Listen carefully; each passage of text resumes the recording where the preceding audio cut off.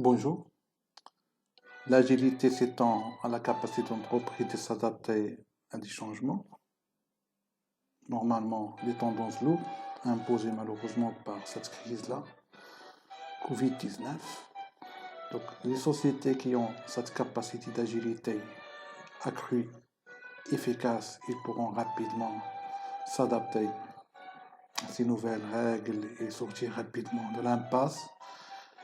Ils pourront aussi réussir leur relance de manière normale, systémique. Les entreprises, malheureusement, qui n'ont pas cette agilité-là, pragmatique, efficace, ils vont trouver des problèmes, ils vont trouver un peu des difficultés pour la survie et pour la relance. Je m'appelle Abdelmajid Wahbi, je suis avec vous pour discuter autour sur la problématique de la productivité et la compétitivité au sein de l'entreprise. Donc la productivité, normalement, et les gains de la productivité, normalement, ce sont des préoccupations de manager de l'entreprise. C'est le responsable numéro un de cette problématique-là. Et c'est à lui de définir, je dirais, les choix stratégiques adoptés pour améliorer la productivité.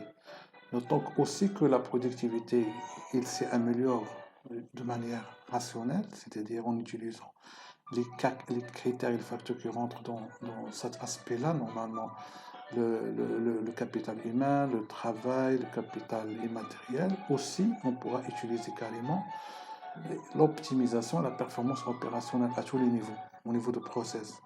Soit en améliorant le rendement de process avec bien sûr les mêmes charges fixes et variables, c'est-à-dire en boostant les ventes, en boostant le chiffre, tout en restant, je dirais, dans la taille calculée, soit carrément par une optimisation à tous les niveaux, c'est-à-dire en optimisant les entrants, les inputs, c'est-à-dire en assurant une meilleure rentabilité de la matière première, en assurant la meilleure qualité de produit à toutes les étapes de process, en améliorant l'apprentissage organisationnel et le savoir-faire qui nous facilite rapidement la création et l'automatisation, je dirais, de la production, de telle façon à gagner sur l'apprentissage, le retour sur le savoir-faire et le knowledge management et de gagner carrément sur l'économie d'échelle. Donc avec ça, on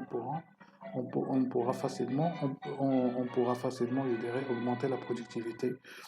Il y a un risque sur le volet choix low cost, c'est-à-dire être compétitif par le biais de prix uniquement pour assurer l'avantage concurrentiel. Il faut faire très attention. On ne peut pas adopter ce choix-là s'il n'y a pas une vraie analyse stratégique, c'est-à-dire on doit statuer sur ce qu'on appelle des éléments tangibles fondés pour, je dirais, se lancer dans ce choix-là, qui est un choix, je dirais, stratégique d'entreprise. Et on ne peut pas concurrencer tout le monde sur ce choix-là sans lecture, je dirais, préalable de marché et les complexités, les dimensions de marché. Parce que normalement, les acteurs qui je dirais, se bagarrent sur ce seul aspect-là de prix, il y a un risque majeur, c'est-à-dire soit ils vont mettre le marché tout entier dans ce qu'on appelle une difficulté d'afflux d'investissement parce qu'il ne sera pas rentable, parce que normalement le marché va diminuer en termes d'attractivité de capitaux d'investissement. Carrément, il y a des sociétés qui n'ont pas les moyens d'aller, je dirais, vers l'infini pour la réduction des prix. C'est-à-dire, il y a un problème carrément au niveau de la structure, de code structure. Donc il faut faire très attention sur ces choix-là et sur l'utilisation carrément de ces choix-là. Aussi, pour améliorer la productivité, il faut faire ce qu'on appelle une revue opérationnelle des pratiques existantes.